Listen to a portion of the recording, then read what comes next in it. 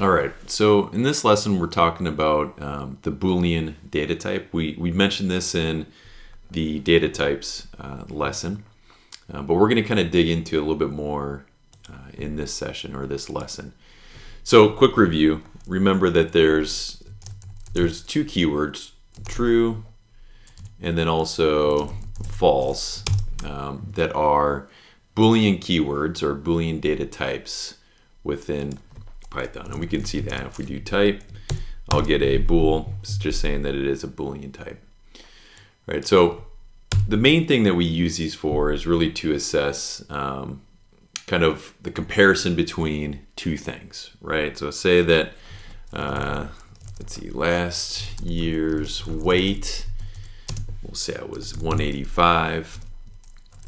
This year's weight is 190, right? So now I could ask the question, is this year's weight, right, greater than last year's weight, right? And we see that the response is true because yes, in fact, that number is greater than. And we can always assign this to some variable as well. All right, let's not be too mean to myself here, but right. So now I can always observe this later on. We're going to see later on in this lesson how we use this kind of information for deciding what to do next, right? Some kind of conditional statement where if this is true, let's do one thing. If it's false, we'll do another thing. But for right now, we're just talking about the assessment of whether something is true or false.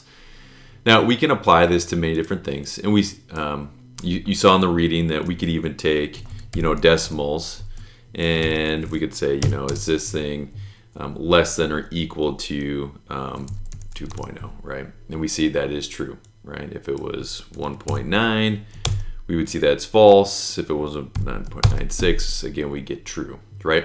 And we have all different kinds of statements. Now the one thing that is kind of a gotcha is this idea of floating point arithmetic within Python, right? So let's say, and actually it's not just within Python, it's within any kind of programming language. This is a computer arithmetic problem.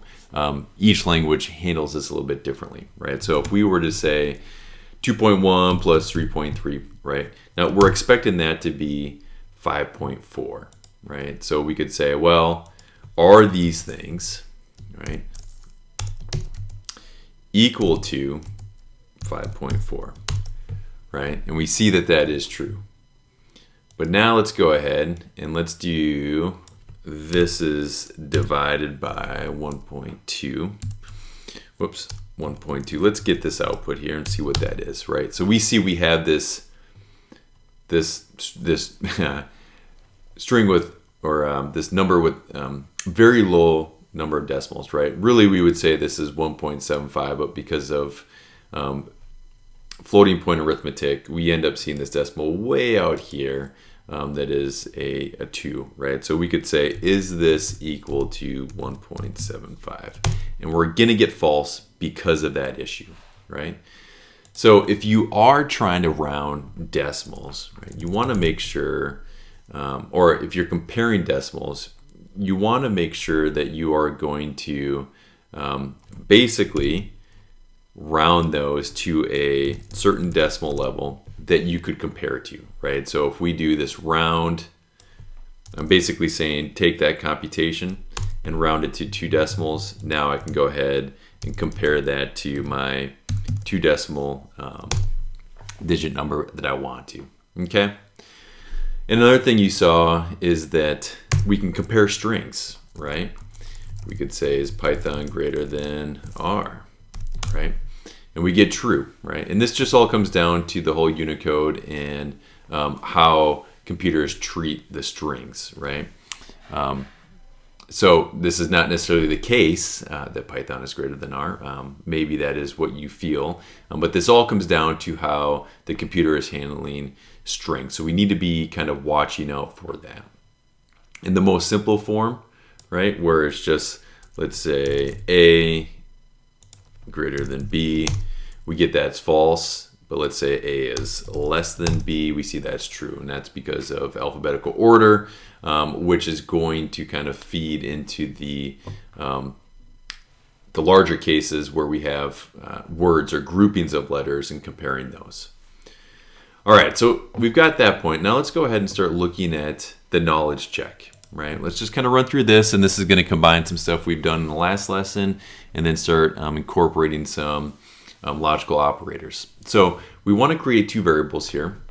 We want to create a width and we want to create a height variable, right? So the width is going to be equal to 3840 and the height is going to be equal to 2160. This just represents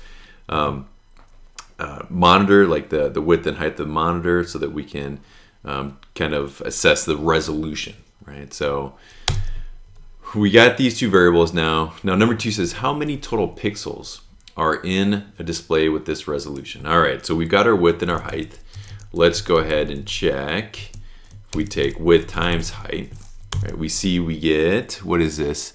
8,294,400 pixels. So let's go ahead and save this as pixels. And then now it says programmatically assess if a 4K monitor, which is what this is the measurements for a 4K monitor, is greater than 8 million pixels. Well, we saw before pixels is equal to 8 million and some change in pixels. But let's go ahead and just confirm. Is it greater than 8 million? And the answer is yes, it is. It is true, right?